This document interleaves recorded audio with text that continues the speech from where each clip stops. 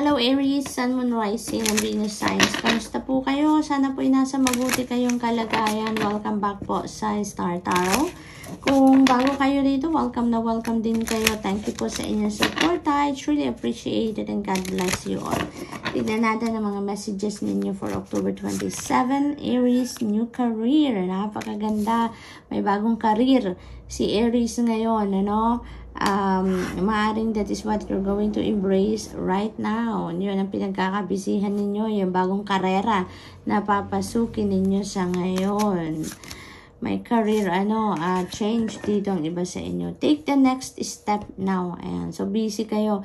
Maaring meron pa rin kayong iniisip ngayon na gagawin din, ano? Maaring related yan din dito sa career ninyo, kung papaano ninyo ito ina-navigate sa ngayon, or kung papaano ninyo sisimulan ang bagong karera na ito, no? Maaaring may mga plans kayo, may mga ideas kayo. That's why you're being advised here to take the next step now.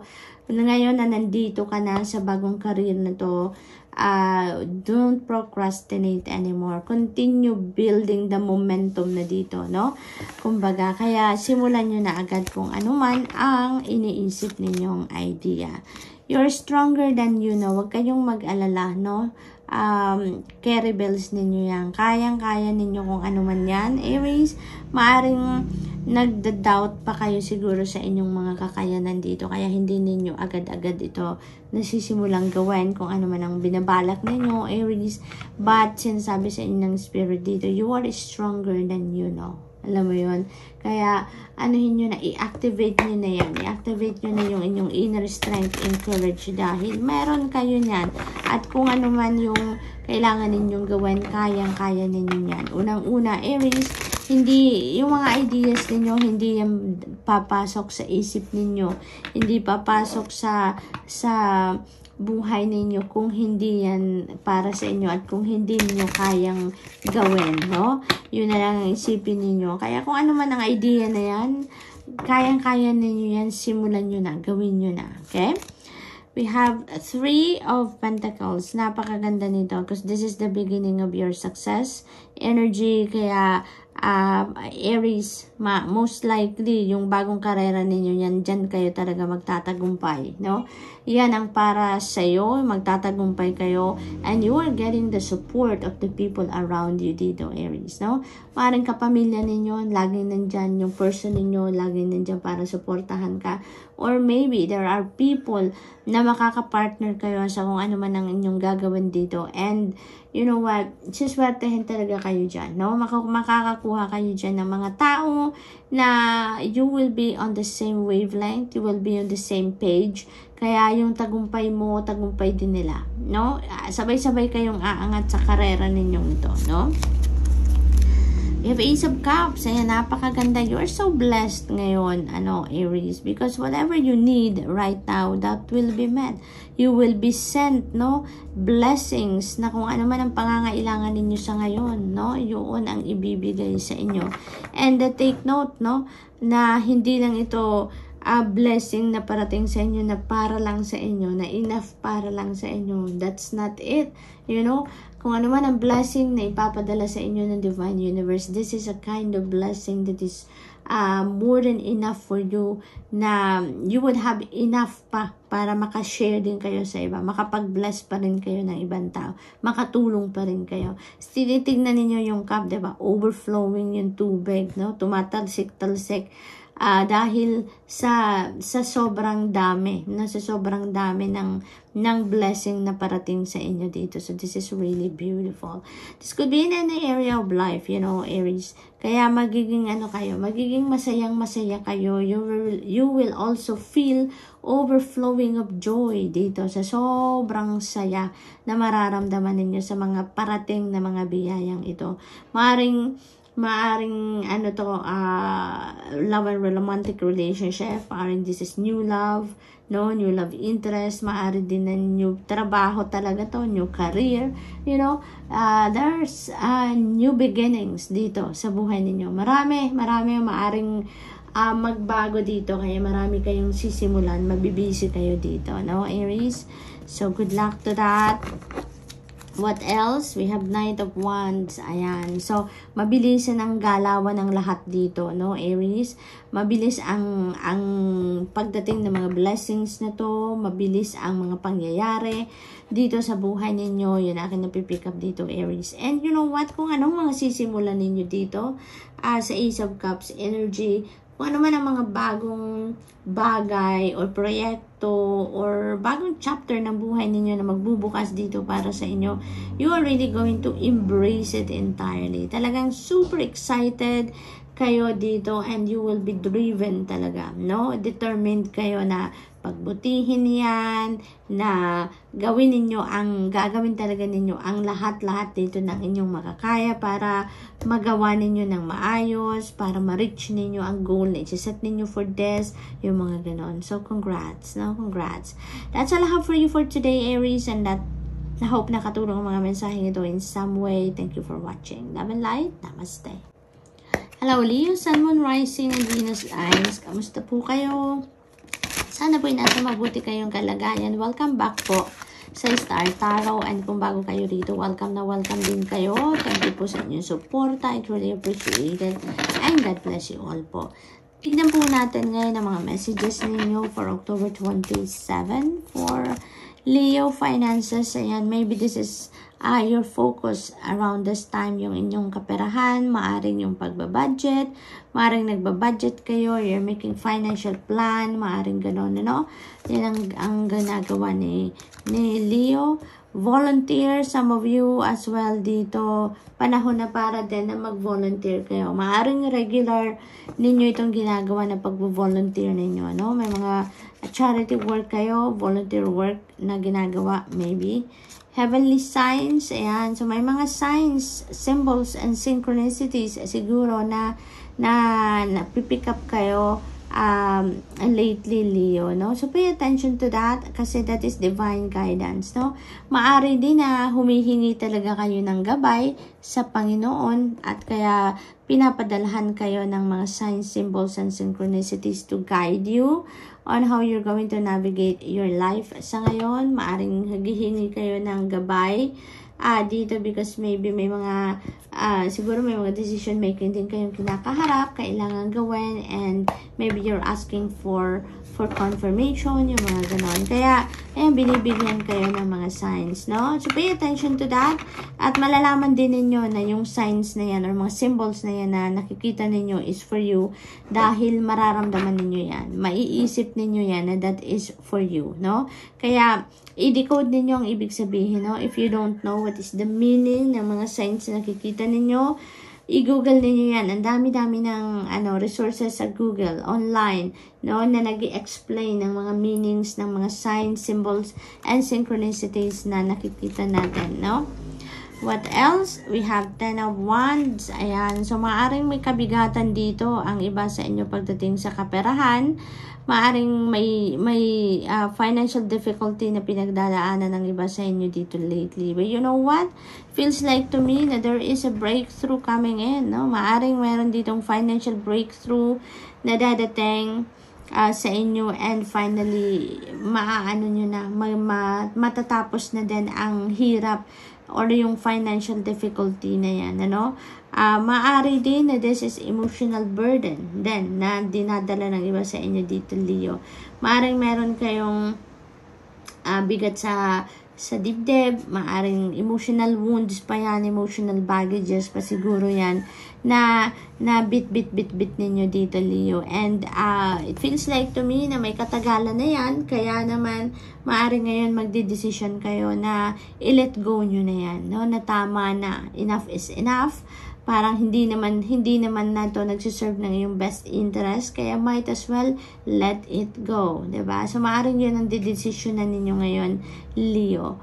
Maari din naman na this is sobrang daming trabaho sa bahay or trabaho sa work ninyo, no? Maaring working long hours kayo dito, maaring pagdating sa bahay kayo pa lahat ang gagawa, maaring ganun din ang sitwasyon, but hindi mo na yan, hindi ka na dyan you're not going to put up with it, no? Yung ganon. Yung parang magsasalita na kayo, you're going to talk to someone, dito at hihingi na kayo ng tulong, no?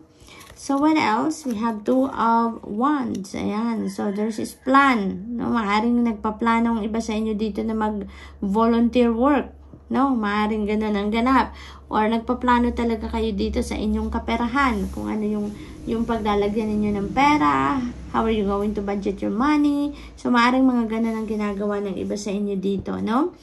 Maaari din na there are choices na pinagpipilian ng iba sa inyo ngayon. Maaring meron kayong mga endeavor or plans na pinag-iisipan, maraming gumugulo sa isip ninyo ngayon, at maaring namimili kayo kung anong ipa-prioritize ninyo, maaring marami kayong idea ngayon at nalilito kayo kung ano yung uunahin ninyo, kung sino ang uunahin ninyo, yung mga ganun ba, no?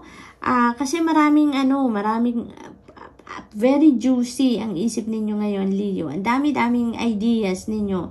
Dami-daming plano siguro na nabubuo sa isip ninyo sa ngayon. Kaya ngayon, nasa sitwasyon kayo na namimili kayo, no? You are trimming down.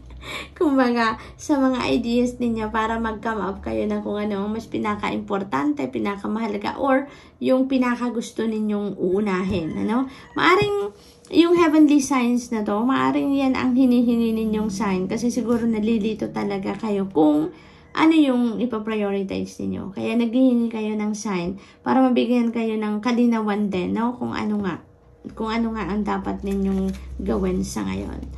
We have 8 of Swords. Ayan. You are definitely coming out of this, Leo, no? You're definitely coming out of this energy na parang restricted kayo, parang hindi ninyo magawa ang gusto ninyong gawin for some reason, no? And this is maaring yung nagpo-procrastinate kayo. And it feels like to me, no, na you are going to come out of this situation. Magagawa na ninyo kung ano man ang gusto ninyong gawin sa ngayon because of these heavenly signs. It feels like to me na ito yung magbubukas ng isip ninyo, ito yung magpapalinaw sa inyong kaisipan, no? Mabibigyan kayo ng mga signs na to. You're going to realize that, no? At yan ang magpapalakas ng loob ninyo. Yan ang mag-encourage sa inyo to go for whatever you want to do, no? Kasi maaring maaring dahil ng kalituhan, kaya hindi ninyo magawa kung ano yung gusto ninyong gawin. Dahil hindi ninyo masiguro kung alin ang mas makakabuti ninyong gawin. So maybe, ganun din ang nagpe-prevent sa inyo para magawa ninyo yon. Maaari din naman, nagpo-procrastinate kayo, it's because of mga siguro mga sabi-sabi ng ibang tao, siguro may mga naririnig kayo, siguro alam ng ibang tao kung ano ang plano ninyong gawin, pero maaring may comments, negative comments kayo naririnig from other people, no? At yun ang dahilan kung bakit nagpo-procrastinate tuloy kayo. But it feels like to me that is going to change. You're going to come out of this one and you're going to do whatever you want to do anyways. No? Yun ang akin na pick up dito, Leo. So, use your own judgment and discernment, Leo, and always use your intuition dito. Dahil, huwag ninyong papakinggan, mga sabi-sabi ng ibang tao. Because you never know kung ano din ang intention ng mga tao sa paligid ninyo. Diba? Mga comments na sinasabi nila sa inyo, you never know kung yun talaga ay concerned sila sa iyo or ayaw lang nila na gawin mo kung ano yung pinaplano mo. It's because baka masapawan ninyo sila. You never know kung anong intention ng ibang tao, diba? Kaya, might as well follow what your intuition is telling you. Now, follow the signs. Kung anong mga gabay ng Panginoon sa inyo, yun ang sundin ninyo. Dahil, above anyone else, no? Above anything else, kung anong sinasabi ng iyong intuition at kung anong gusto ng puso ninyo, yun ang dapat masunod. Diba, Leo? Because buhay nyo yan, plano ninyo yan, at makinig na lang kayo sa divine guidance ninyo nang sa gayon sa tamang direction kayo mapunta. Okay? So, good luck, and that's all I have for you for today. I hope nakatulong ang mga mensaheng ito in some way. Thank you for watching. Love and light. Namaste. Hello, Sagittarius, Sun, Moon, Rising, and Venus signs. Kamusta po kayo? Sana po ay nasa mabuti kayong kalagayan. Welcome back po sa Star Tarot. Kung bago kayo rito, welcome na welcome din kayo. Thank you po sa inyong support. I truly appreciate it and God bless you all. Tignan natin ang mga messages ninyo for October 27. Welcome the new, yay! Sagittarius, there is a new beginning energy. Merong bagong papasok dito na new chapter sa buhay ninyo, no? You are going to embrace something new, fresh start sa buhay ninyo. Forgiveness, ayan. So, maaaring ano na to, yung bagong chapter ng buhay ninyo to is moving on, moving forward, no? Mag-move on na kayo sa buhay ngayon at magsisimula na kayong yakapin ng bagong umaga, bagong pag-asa, bagong buhay. At handa na kayong magpatawad dito sa Sagittarius. Nagbubukas na kayo ng inyong puso, ng inyong sarili. You're choosing love na ngayon for yourself.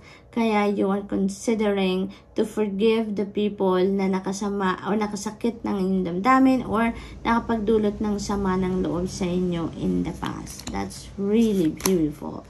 Living, ayan, aalis na kayo. Ang iba sa inyo dito, literal na magta-travel, no? Maaring aalis kayo for work, maaring ganon, or pasyal, maaring ganon, or you are living a situation dito because you are facing newness, diba? So definitely, you're closing some doors dito dahil meron na kayong meron ng bagong naghihintay sa inyo, no? May bagong sitwasyon na, may bagong phase na ng buhay ninyo dito na haharapin kayo. So that could be trabaho, career, negosyo, bahay. It could be anything. It could be a relationship, no, na iiwanan ninyo dahil you are ready to embrace newness, freshness sa buhay ninyo. It could be anything, depende sa inyong sitwasyon. Maaari din naman ang iiwanan ninyo dito yung mga bagahe ninyo sa dibdib, yung resentments, yung mga galit na nandyan pa sa puso ninyo. So maybe you are closing some doors talaga for that. Kaya nga, bukas na ang puso ninyo para sa pagpapatawad. So maaring ganun din ang sitwasyon. We have 6 of Wands. Ayan, this is really beautiful. This is victory, no? This is victory. You're really heading to a new chapter ng buhay ninyo dito because you are victorious na ngayon. So maybe this is the start of more opportunities na magbubukas para sa inyo, Sagittarius, no? So maaring trabaho ito, maaring related dito sa career and trabaho ninyo. Natagumpay na to. Finally, you know, ma-recognize na din ang trabaho ninyo, ang performance ninyong ginawa sa inyong trabaho, sa inyong career, and you will be recognized, you will be rewarded. Maaaring mabigyan kayo dito ng scholarship grant, pay raise, promotion, maaaring ganon, commission na malaki, bonus, maaaring mga ganon ang maaari ninyong matanggap dito for the job well done, Sagittarius. Dahil finally, no, yung galing ninyo, ginalingan nyo talaga sa trabaho ito, kaya kayo ngayon, finally, napansin na din ang performance ninyo. Knight of Swords, everything is going to speed up. Ngayon, Sagittarius, maaring in the past, you know, matagal na ninyong pinag-isipan ang pagpapatawad na to. Matagal na ninyong hinarbor sa puso ninyong mga bigat sa loob, yung mga ganon. Pero ngayon, biglang sa isang iglap lang, handa na kayong magpatawad. No, parang meron dumating na epiphany dito sa inyo, and pagising ninyo isang umaga na lang, naisip na ninyo na handa na akong magpatawad, handa ko nang kalimutan ang mga sama ng loob na to, and I'm freeing myself from this bigat sa loob, at magsisimula na ako ng bagong buhay, no? Yung parang ganun ang ganap. So that's really beautiful though, no? Dahil ang pagpapatawad, diba? That is very liberating. Pag nakakapagpatawad na tayo, gagaan na ang buhay, gagaan na nararamdaman natin, mga iniisip natin, ang luwag-luwag sa isip at sa pakiramdam kapag tayo nakapagpatawad, no? We have Hermit energy. You are being invited here to put yourself into stillness, into solitude, nang sa gayon makapagmuni-muni kayo, no? Sagittarius, maari din naman ang iba sa inyo dito nang gagaling na kayo dito sa period ng pagre-reflect, sa period ng pag-retreat, sa period ng pagmumuni-muni. That's why you have come up to a decision na you are going to leave na. no? The situation that doesn't serve your best interest or doesn't serve your highest good anymore. So, maaaring nanggagaling na kayo doon sa sitwasyon na yon na pag-isip-isip nyo na nakapag-go through na kayo ng mga emosyon ninyo, nararamdaman ninyo, yung thoughts ninyo, na pag-isipan na ninyong mabuti, na figure out nyo na mas makakabuti na mag-move forward na kayo sa buhay, mag-move on na kayo nang sa ganon, you will be free to live your life ngayon na wala na kayong bit-bit, 'di ba? Sa dibdib ninyo. So, maaaring nanggagaling na kayo doon sa pagre-reflect. Kaya naman mas naisip nyo na ngayon na it's about time to forgive, it's about time to move on with my life and start a new life on a clean slate. So, good luck, Sag, and that's all I have for you for today. I hope nakatulong ang mga mensaheng ito in some way. Thank you for watching. Love and light. Namaste.